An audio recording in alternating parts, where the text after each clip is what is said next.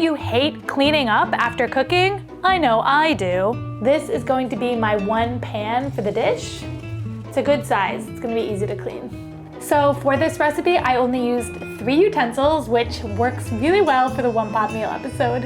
I love how it was one pot and I barely ended up with any dishes to clean.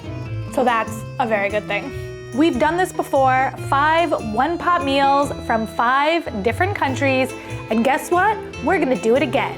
We've got 5 more easy cleanup one-pot meals from 5 more countries for you to make cooking a little bit easier.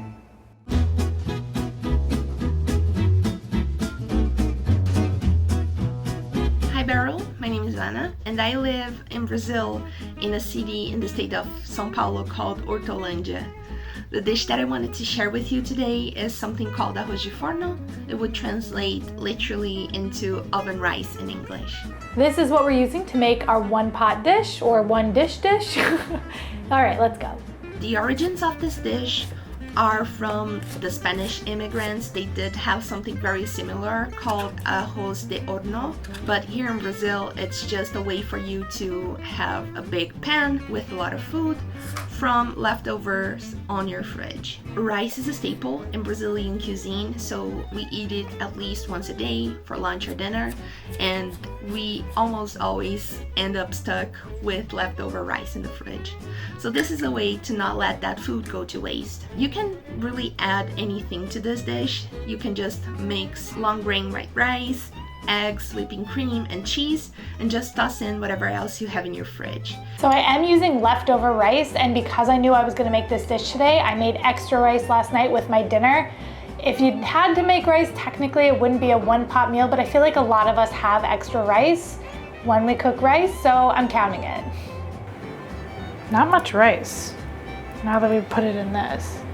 You can use peas, carrots, chicken, bacon, tomatoes, literally whatever you have in your fridge. I halved the recipe, so it was 1 cup of rice, but it just did not look like enough rice based on everything else, so I added probably around another cup. So I'm at 2 cups of rice, which I think this is a rice dish, so I think it's okay. There's a lot of stuff going inside and you want the rice. I'm trying to convince myself, and by proxy convincing all of you, that I'm doing this right. You want the rice. Fancy Brazilian cheese, Authentico. It will taste just amazing and creamy, and it will have that little golden brown crust that is just supreme. Cheesy. Very cheesy. Oh my God, we're putting more cheese on this. Cheesy lemon squeezy over here. For me, this is very comforting, heartwarming, and nostalgic because it reminds me of the times that we do have family together. So for this dish, I used 1, 2, 3, 4 things. The cup because of the eggs, and then the whisk, the spoon, which I ultimately had to do because the whisk wasn't working, and my knife. So it's really special whenever my grandma just has everyone at the house, and when they leave, she cooks it for us, so we won't let this go to waste. This is a dish that you won't regret having the taste of. Bye. This is either going to be really, really good from all the cheese that we put in it, or it's just gonna be way too cheesy. Who knows? Ooh. Cheesy.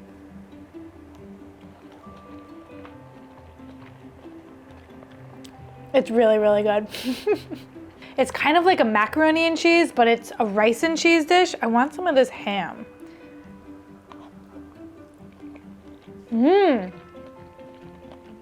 I love cubes of ham. It's something that I ate a lot of when I lived in Russia, and it's very nostalgic for me. This crunchy top, we seared it a little at the end.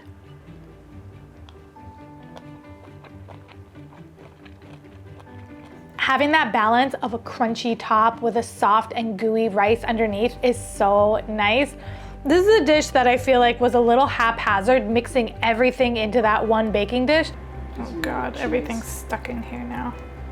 Ugh, whisk prison. Well, that's the right tool. But it turned out really good, and everything is pretty uniformly mixed. Add more of whatever you want, because I feel like the whole point of this is kind of like abundanza. Having made a lot of Brazilian dishes on this channel, I feel like this is a very Brazilian dish. It's a big piece of ham. Brazil.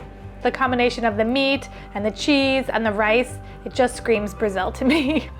I highly recommend this dish. I feel like it's something that you could completely personalize.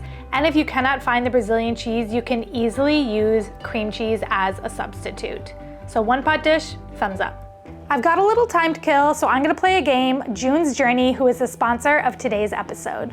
June's Journey is a murder mystery game that takes place in the 1920s that you can play on your iPhone or iOS device and on PC games through Facebook. It's free to play, and the puzzles really remind me of I Spy books back when we were younger, where you have to find hidden images in a really colorful setting. They do add a little bit of extra zing by putting a timer on screen, so you have to find things as quickly as you can, which is actually really exciting to do.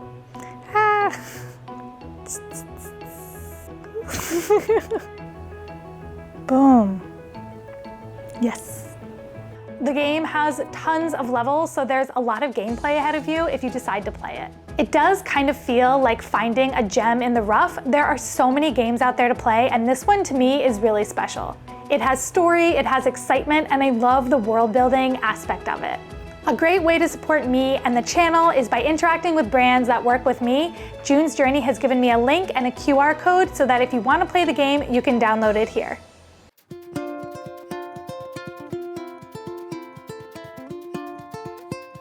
Hi Beryl, my name is Gabi. I currently live in the Washington, D.C. area, but my family came to the U.S. from Cuba. Today I want to share with you my Tía Sara's recipe for Ropa Vieja. Ropa Vieja translates to old clothes, and it's called that because the shreds of beef resemble tattered old rags. It's a slow-cooked beef dish with onions, bell peppers, and a tomato-based sauce. Many people consider this Cuba's national dish, so every family has their own recipe, and everyone makes it a little bit different. This is a comfort food for me. It brings back memories of my childhood, but it's also so warm and filling, and especially on cold winter days up here in the north, it's something to look forward to after a long day. I don't think I've ever had flank steak before. To be honest, I don't really eat that much red meat in my life, so I'm kind of excited to try this. It's always good to try new things. So this is our pot for our one pot meal. It's the pot for my Instant Pot, and I love my Instant Pot, which would be a cool episode. Pressure cooker meals around the world, I don't know. What do you guys think? I've made this dish dozens of times for friends and given out the recipe to coworkers as well. It's a certified crowd pleaser, and I've never had someone dislike it. The other thing I love about this dish is that it freezes very well. So if you are just cooking for one, you can portion it out and have a home-cooked meal any day of the week. I've always used Indian bay leaves when I'm cooking, and I was told that those are the wrong bay leaves, which is why I don't believe in them. So someone sent me true bay leaves, so we'll see if that makes a difference. I mean, I probably won't know it making a difference, but maybe it will make a difference. Okay. Leia, can you try? So strong. I know some people are very protective over their family recipes, but for me, I think my Tia would love that I share them with everyone, and she would love to know that people still love her cooking. Oh, it's gonna make, Just fit. it'll just fit. Oh my God, that was so close. We just made it right before the max line. Whew, that was a close call. Leia and I were twinning in the one pot meal, but this time we're really twinning. It keeps happening. Ta-da!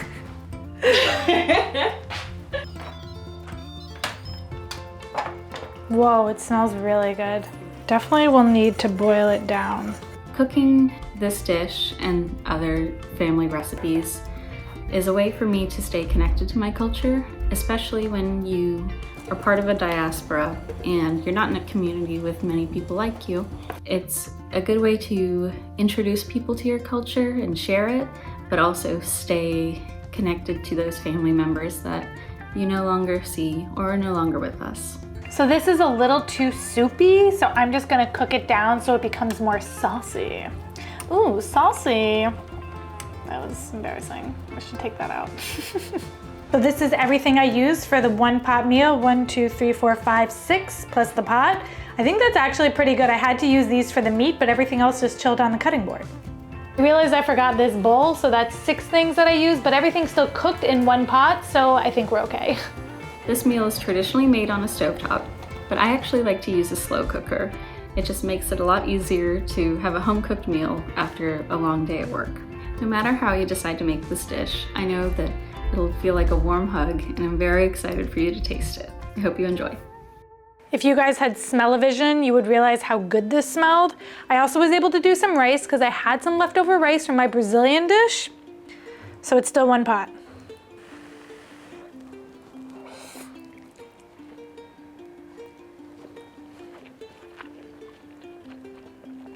Wow, flank steak is good. The meat is so tender. Pressure cooking it for 45 minutes will definitely do that. Wow, this looks really nice. I do like the idea that I said earlier about a pressure cooker episode. I feel like that would just be something that we could all take away so much from.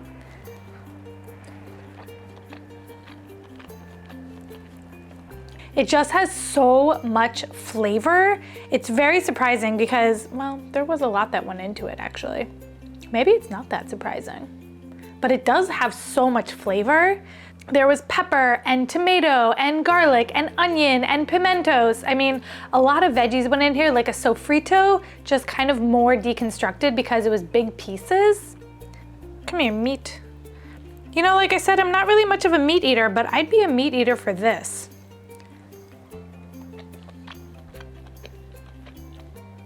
I just love how soft it is. Sometimes I'm really surprised that meat can get so tender and so soft just because I don't eat it that much. I love olives. They add a little bit of tanginess to everything. It's really good with the meat. I also just can't believe that Leia and I were dressed as twins. Ta-da! I would highly recommend you guys making this for a one-pot meal. It was easy, there's really not that much cleanup, and the flavor is just bussin'. Am I too old to say that? It is bussin' though. It is.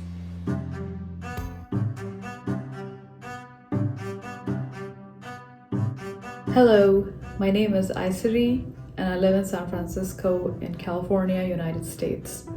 I am originally from Bangalore, located in the state of Karnataka in southern India. The dish that I want to share with you today is called tomato rice. So this is going to be the pot that we are making everything in. It's the pot for the Instapot, which I'm obsessed with. Tomato rice is really easy to make and comes together really quickly. It has a mild, savory, tomatoey flavor that's not too overpowering. I believe almost every state in India has a version of this dish. I also believe there's cultures outside of India that have similar dishes that they make. It smells so good. Yeah. In South India, we do add specific ingredients that make it a little more South Indian, like the chana dal and the urad dal and the tempering. This dish is also very customizable. You can add in veggies, leafy greens, or meat if you prefer, and it comes together really easily. Go to the store, buy a bottle of onion powder, open the drawer. Oh no, I have a bottle of onion powder. I really enjoy cooking elaborate meals, but sometimes there are days when work's been crazy or I'm just feeling a bit lazy and I want to make something quick and easy and effortless. On these days, one-pot meals are my go-to option because of how quickly they come together and how tasty the end result usually is. I usually use an Indian pressure cooker to make this dish, but you can use an Instant Pot or a normal pot. Just make sure that the bottom is thick so that it does not burn really quickly. So for this recipe, I only used 3 utensils, which works really well for the one-pot meal episode. If you have a busy schedule and are wanting to eat more home-cooked meals, but are also not wanting to put in a ton of time or effort into it, you should definitely try making this. because it's delicious. It's also very cheap, and according to my calculations, it's just under $2 per portion. I hope you give it a shot, and I hope you really like it. I have surprisingly never had this dish before, but it smells amazing, and I love that there are nuts in it.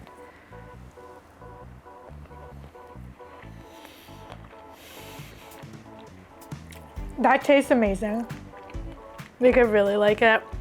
It is spiced, but not spicy. The nuts add a really, really amazing crunch. So if this is something you're interested in making, I would definitely not skip out on the nuts.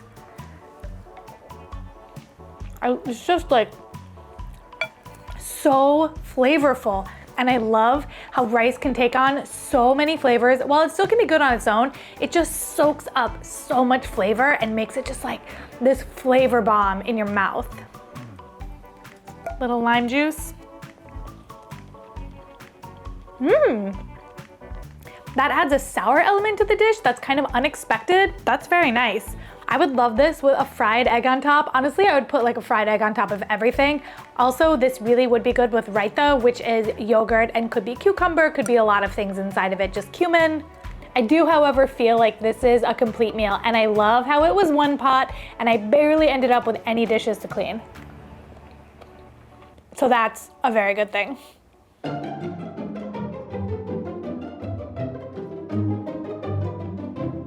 Hi, my name is Vittoria. I am originally from Marche in central Italy, but I've been living in Florence for the past 10 years. The dish I'd like to talk about is Uova in Trippa. Uova in Trippa is tripe eggs in English. This is going to be my one pan for the dish. Quite a little flourish. It's a good size. It's going to be easy to clean.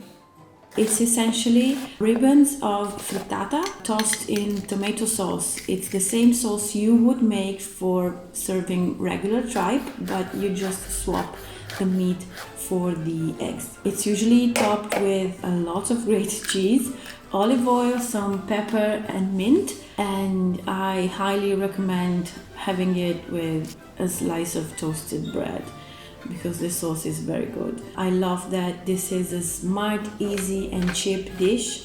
I love that it has rich tomatoey taste and the frittata ribbons are thick, a little spongy because they soak up all the sauce. I love that it's naturally vegetarian, and I think it's an interesting take from Italy on tomato and eggs. Okay, this is gonna be a little messy, but I think it's time to flip it so it doesn't get too brown. Oh, it got a little brown. The recipe said that it should be not browned. Mine's definitely a little brown, but I think that's okay. I'm gonna make sure the other side is not browned. How do you not brown eggs? Eggs just brown. I had it on the lowest heat. Whatever. Whatever. When I was younger, we always used to be like, whatever, but do you remember this? Loser, loser, double loser, whatever, as if. Get the picture, duh.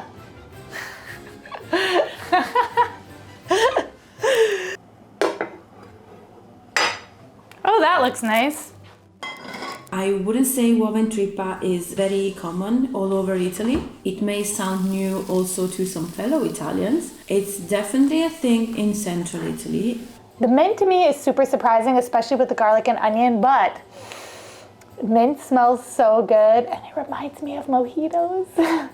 It's not something you will find in a restaurant. It's more something that people eat at home. It's amazing to just have one whole meal coming together using just one pot. I've always lived in houses with very small kitchens. I've always had very little pans, so it's something I actually choose pretty often. So this dish used 6 dishes plus the pot, the most that we've used so far, but they're all small and gonna be really easy to clean. So I'm gonna call this a positive one-pot dish.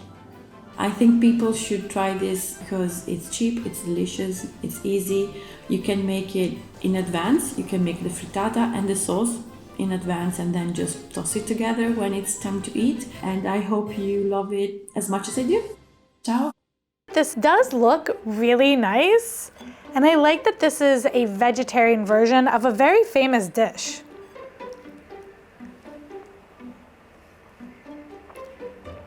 It's like the fanciest omelet I've ever had. The mint is just so good. It is so surprising. I would have never thought to saute mint like this, but it totally works. The egg, even though it was a little browned, is not burnt at all. It is fluffy and fresh tasting. I really like this dish. I think that this is something that I could totally serve to my husband. However, I feel like this dish probably would not keep very well because leftover eggs like this, I just think they would get really soggy and lose their texture, which is nice and spongy right now. So this is the type of dish that you need to eat in one sitting, I think. I mean, I haven't had it as a leftover, but that's just my opinion, man. That's just like my opinion, man. I also like the homemade tomato sauce. Homemade tomato sauce is actually easier to make than you might think. Just onions and garlic and some canned tomatoes and you get something that tastes very fancy. Even though this was technically a one-pot dish, I do feel like I used a lot of accoutrement. So there is some more cleaning up to do than there is with some of the other dishes, but it's easy cleanup, so I'm gonna let it pass and say this is a great one-pot dish. I want to quickly mention the artist behind me is Amini Abida. She is a Tunisian artist. I loved her stuff. You can check her info in the description to follow her on Instagram.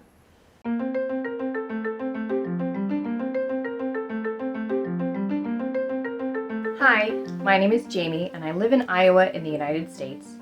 The dish that I'd like to share with you is my Grandma Coral's Crazy Cake. So this is my one pot/pan that I'm going to be making everything in, and that's so cool because it's a cake, and usually that requires a lot of bowls. What makes this cake crazy is that it's made without butter, eggs, or milk. Instead, it uses oil and vinegar to produce a lovely chocolate cake. Is 3 cups gonna fit in this? Yeah. Gonna be close. Ooh. It's gonna rise. Yeah. Do you have a bigger? I mean, I have that square one. The first one was too small, so I have to do a bigger baking dish. That was my bad. Should have measured, but we're okay. I had a bigger one. Whoopsies. I've heard that this kind of cake started in the Depression era in the 1930s, and there are several recipes out there, but this is the one my grandma used to make for her 8 kids. So much for a one-pot meal because this is too small as well, so I have my last shot at a bigger baking dish. I can do this. When she would make this cake, my mom and her siblings would save some of their milk from dinner. Then, they would put their slice of cake into their milk glass and eat it with a spoon. When I make this, I put my cake into a bowl and pour a little bit of milk over it. It tastes like ice cream has melted into the cake. My grandma was an amazing cook, and I have several memories of her cooking and baking for us. She suddenly passed in 2016, and whenever I can make something that she did, I feel a little bit closer to her. This is a little harder than I thought because there are pockets of flour in the corners that I have to make sure I get up because pockets of flour will not be good in the final cake. But at the same time, I do like that it's technically one dish, even though it's also technically been 3 dishes for me. But it's working out right now. Everything's looking good. We're on track. What movie is this move from? I bet the girls will know in the comments. I think people should try this cake because it's a unique dish to serve to your friends and family. It's easy to make since you can mix everything in the baking dish and cleanup is minimal, which is always a plus. Ta-da! Thank you for letting me share my grandma's recipe, and I hope you enjoy this cake. A one-dish cake is definitely a really interesting take on how to make a cake. I've never thought of doing that before. The texture of this seems really good. I'm curious how it's gonna taste. I don't love how it tastes. It's kind of not sweet enough for me, even though we put in 2 cups of sugar. And in general, I don't love sweet things, but when it comes to a cake, I think I kind of do want that sweetness. The texture actually is really good. This is a really nice texture for a cake. One of the better textures I think I've ever had. I mean, it's not bad. Do I like it? I can't tell, because a part of me does like that it's not that sweet, but a part of me has this expectation for cake that's like, oh, it's gonna be a sweetie sweet dessert. How do I feel about you? What are you? Maybe I'm also just not a huge fan of chocolate cake. I love vanilla so much, or like a chantilly cake, that's so good. What is your favorite type of cake? Are you like a chocolate or a vanilla person? Maybe a strawberry shortcake person? Oh, actually, I'm a carrot cake person. I love carrot cake. That cream cheese frosting, get in my mouth. Leia is nodding aggressively. You also love carrot cake. Yeah, underrated for sure. I will say this was very easy to make. The only thing was whisking it. You really needed to make sure that you got all the flour out of the sides because it kind of liked to stick in the sides of the pan. I don't know if I've ever put vinegar in a cake before, and that's really interesting. I'm curious what the vinegar did. I have no idea. Actually, maybe I'll Google it. Vinegar paired with baking soda acts as a leavening agent, creating a carbon dioxide bubbles that cause the cake to rise and become light and airy. Whoa. Well, that's probably why the texture is so good, because of the vinegar. That's cool. Okay, I was supposed to have this with milk, and I'm not a huge milk person, but I'm gonna try it with milk, so BRB. Back with milk. Yeah, it's okay. Milky milk.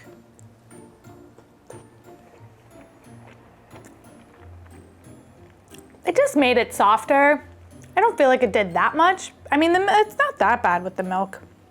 I do love how I only used one dish for this and 5 utensils. A very, very easy cleanup, plus that dish was non-stick, so that was really amazing. Ultimately, this was an easy dish. Was the cake for me? Not 100%, but it might be for you. So do try it if you're interested. I hope you liked this one pot episode. I'm also leaving you with the first one pot episode and a lazy day meal episode. Don't forget to like and subscribe. It helps support the channel and everything that we do here. Don't forget that June's Journey has given me a link in the QR code, and you can click that link in my description. I will see you all next week.